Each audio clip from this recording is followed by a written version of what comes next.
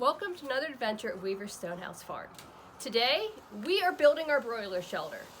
We are building a Salatin-style broiler shelter for our meat birds. He has a great book, Polyface Designs, that has everything you need to know about doing this, including... And we bought the book on the pre-order early. the cut list. That's the biggest thing. So it has the cut list, it has all the hardware, and it has instructions enough that a bunch of girls have gotten this far on this. So this style shelter, it's a low under the ground. It will hold up to 75 birds in it, which will be perfect for our needs. So watch us build our shelter and follow along with our meat bird adventure. How the size been going? Getting them together. I mean, what did we do with these? I didn't take any video of that. So we took those boards and we ripped them, didn't we? Yes. There was a lot of ripping. Since you're trying to build this as lightweight as possible, but still being strong and functional, you took 2x4s and you ripped them in half for like the bottom edges. Oh, okay. And your braces. And then these are 1x6s. Some of them we ripped in half, like these top edges. But then the side braces we ripped into thirds. So this is the main, layout design. You need another brace across the center, and then we wrap it in chicken wire, and the top is aluminum roofing panels. Which was super hard to get, and we called the place down. I called the place down in Virginia, and they didn't have it anymore, and I found out it's a company like in Pennsylvania that actually manufactures it. And they went from the 4 feet down to what is now the industry standard at 3 feet. I found a pile of 4 feet, and I bought all of it. So if you need extra pieces, ask, and I'll sell you enough to build your coop. So that's the problem. So you need the aluminum to make it lightweight, because you're going to be moving this once a day, several times a day at the end. Who lifted that? Holy cow. And you want it light enough that it's easy to move. When it's heavy, we made that mistake last year. Well, we used what we had. It was a heavier coop that we briefly used for a set of layer chickens, and it was too heavy. We had 2 dollies on each side, and it was hard to move. It was stressful because, we were running over birds. You needed me home to help. It was difficult to do without you, yes. So this is something hopefully that the girls and I can do easily. Now I know Aaron is worried about how long it's going to hold up using your 1-bys. 1-bys and tiny lumber. I hate 1-bys. So we're going to see how it goes. It's probably not straight and square, but so far the girls and I have gotten this far. It's solid, and then half of it is in panels where there's just chicken wire on the top so they get sunlight, and then there's also a panel that lifts off completely of the roofing.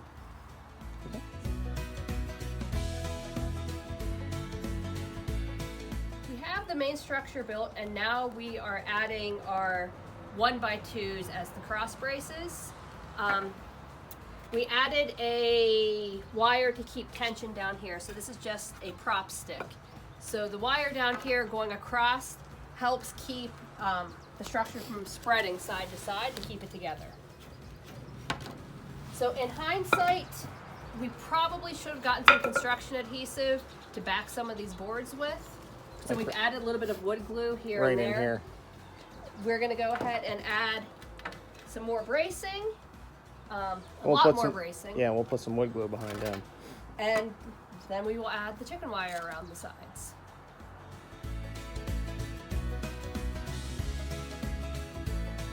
Our top braces are in place, and we went ahead and we trimmed off the edges to make them flush. So our next step is we're going to start wrapping the chicken wire around half of it, attach the handles. Now, it says in the book that they aim for 60 seconds per shelter to move it. One person, 60 seconds. That's 4,500 birds an hour. And it says that if you can't hit that mark of 60 seconds per shelter, which it took us a lot longer than that last year, that you're either lazy, your shelter's too heavy, or you're moving it the wrong direction, or your handle may be misaligned.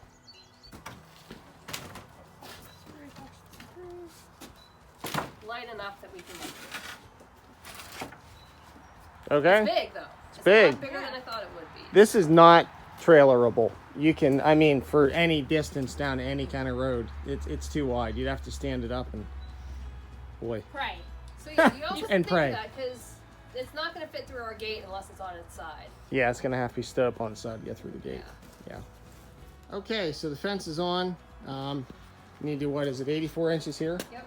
So we did 84 inches over to here, and then that gets wrapped with tin, and then that's fence on that section, so that's done. So now to put the handle on from the old section of garden hose. Okay, so here's the galvalume. I don't know, 18, 16 foot that we got used. And then snap the chalk line here so we know where the edge is, so we can go ahead and cut this. Left it just a hair longer. And then on that corner brace, so it'd be that same corner brace there, we snap the chalk line on that so we know where to screw to put the roof screws in. And we elected to do them about every 10 inches. So we marked them out actually for it. And I left a little bit of an overhang on mine just to help protect it for the long haul. Okay, so we're going to use my tool that I've had from back when I was doing sheet metal work, installation work.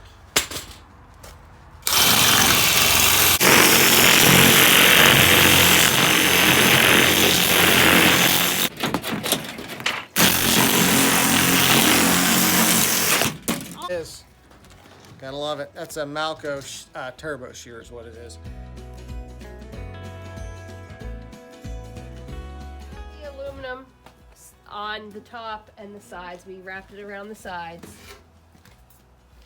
We have the end is open. You can put a panel of aluminum on there if you need to, but for summertime for ventilation, you're gonna leave that open. We'll probably put it on because we still are getting some cool temperatures. They're still calling for snow this week, going in end of April into May. Hey, we've had snow the end of May. We just built this panel over here. This panel is disturbing. Okay. This panel lifts off. Your food and the water's underneath there. So there'll be a bucket sitting up top here with a hose feeding the water underneath. So I ended up using a full 1x6 right here, as you can see that in underneath. That was out of our firewood because we get slabs, and the guys that cut the slabs, they cut 4 pallets. So it fits perfectly the right size. So we have one more frame to build over here for the this is the open chicken wire one. So we're gonna build that quick and hopefully get done before the rain comes. Yay! Good job. Thank you. But getting the right 2-foot tall fence made it so Chicken much. wire. Chicken wire. Made it. It's not fence. Well, okay, fence. Well, chicken wire made it so much easier, didn't it? Yes, it did. So. This says what, dear? It simply sits on top. Joel.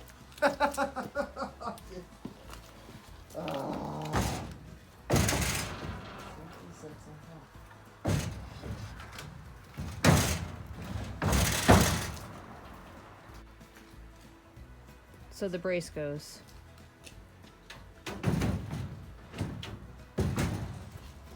That's a gap. What do you think, dear? It's together. It's together.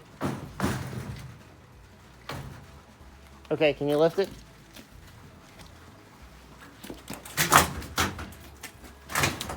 He's heavier, but yep. And that's, see that gap that it creates when you set that up? You can't do that. It's got to be down into that.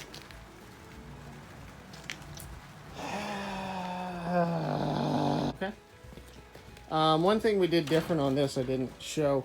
They wanted a huge piece of fence, and it was like, well, we don't have chicken wire that big. I know it's chicken. I call it fence, but it's chicken wire because it fences everything in. We doubled it up, so we used the 2-foot. I got longer 2-foot chicken wire, so it took a 2-foot section. 1, 2, 3, 4. So it took 4 sections right here to cover that piece. And then what we did in the middle, we just did our standard. Cut some 18 gauge electric wire, and then just tie it together about every 6 inches. Okay, so here is that corner where that gap was that I didn't like. took a piece of scrap that we had off of some of our pallets, and it's 5 foot. Just for reference, that's 5 foot basically to fit in here. So you can see that angle upward, and then you can see it takes care of that gap, and I don't have to worry about anything getting in there. Okay, so I started out flush down here, and then ran it here. You can see the angle upward. I still have a little bit of an air gap. Basically, think of it like an attic roof vent.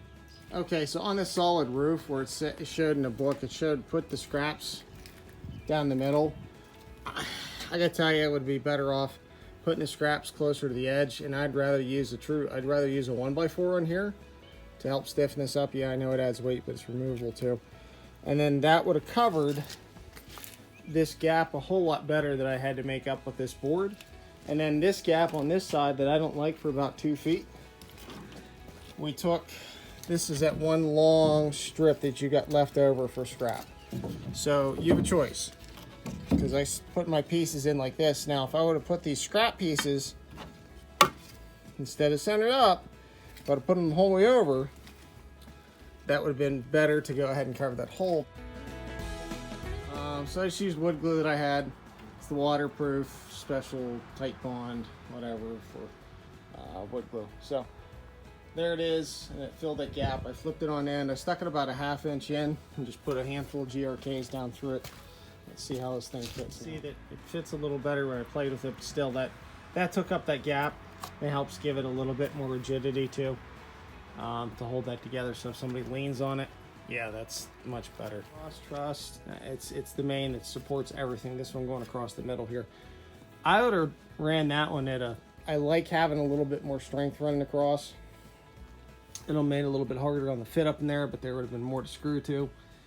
Or at least a full 1x4, or actually a full 1x6, because that's not even a full 1x4. 1x4 I felt better with.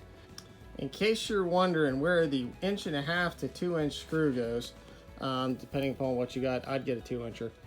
It goes approximately 17 inches in from the end, and you can hook your chain to it. And there it is. And then we can hang the water off of that. Done. Okay, so on the vertical side section where the tin attaches, I bought extra 1.5 to 2 inch screws because I didn't read they only needed one. So I added a couple of them to help tie that tin in. So what do you think overall? Pretty easy to build. I mean, you got it done. We took what, 2 hours or an hour to rip the boards? We ripped the boards into sections, and then, we started, this afternoon, so it wasn't too bad. Having the cut list was awesome because we could just, measure it all at once, cut it all at once, and then go. Okay. And then literally this is what, 12 hours we got this done in? Yep. Okay, so guess what? My wife and my daughters mostly built this chicken coop because they run the farm most of the time. Mostly built it? Yeah. He cut the tin. Okay, I cut the tin. I know how to do tin quite well. They did all the structure and everything else. I could do the tin. I did the stapling for I could do the tin. Okay. Yeah, she's been around tin knocking enough. Hey, so if they like this, what do they got to do? Like and subscribe. Follow along with everything else we're doing here on the farm.